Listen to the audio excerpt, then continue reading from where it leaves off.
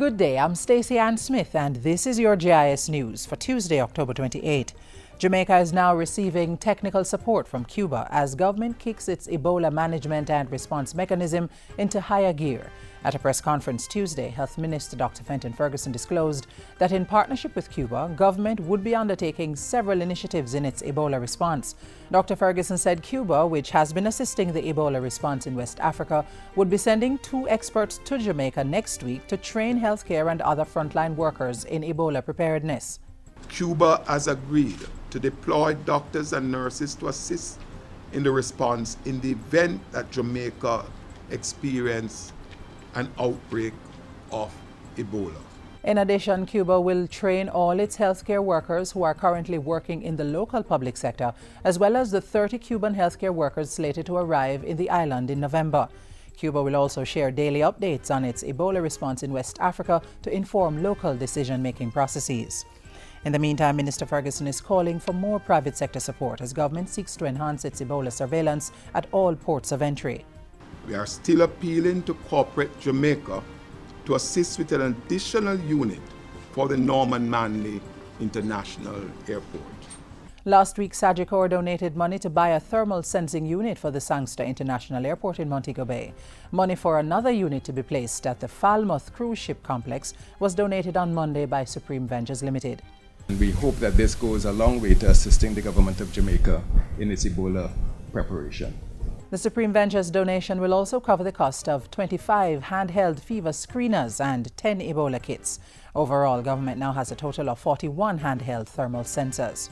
I want to thank everyone who has assisted the response in some way. This has truly been a demonstration of great things we can achieve through teamwork and unity of purpose.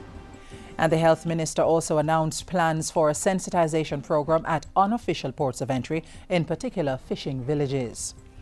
In financial news, the International Monetary Fund, IMF, is urging Jamaica to continue with the fiscal and structural reforms to help move the country forward. Deputy Managing Director of the IMF, Min Zhu, says over time, Jamaica will continue to reap results.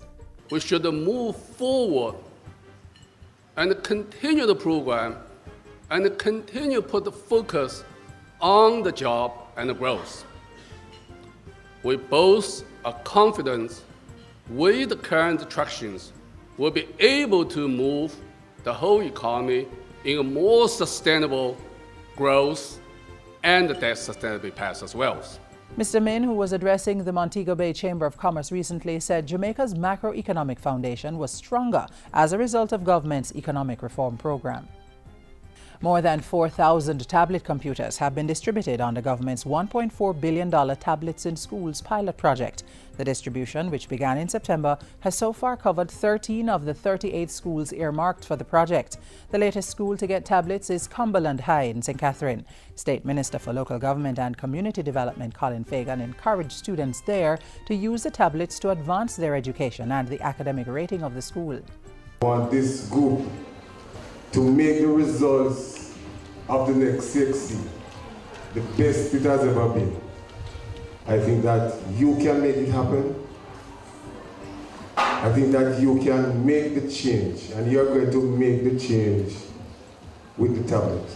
In addition to the distribution of tablets, the project also involves delivery of computers and multimedia devices.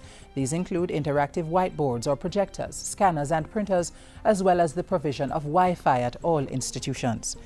And finally, Minister responsible for information, Senator Sandria Faulkner, is encouraging food and beverage and advertising stakeholders to include appropriate warning messages in their advertisements to better empower consumers.